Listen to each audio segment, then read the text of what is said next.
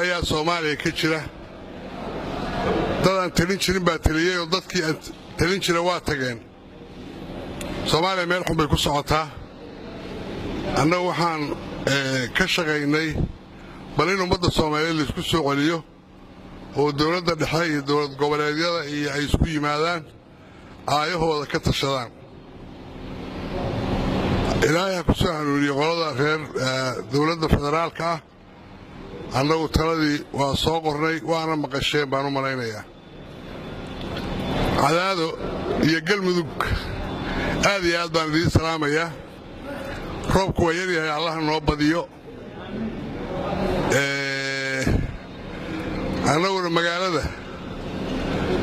inaan ka shaqaysanno amnigeeda suganno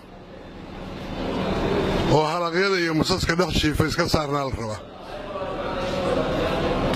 haddii aan saan ku sii jirno waa lumaynaa odayaasha iyo dumarka iyo carruurta iyo qof walba oo jooga xildhibaanada wasiirrada qof kastaa inuu u howlgala la rabaa arrintan magaaladan inay caadi ku soo noqoto oo magaaladii caasimadda ahayd noqoto alxamdulilah rabbilcaalamiin waa lagu soo badbaaday haddana waxaan rajaynayaa inay sideeda ku soo laabato oo ilaahay musiibada naga dhex saaro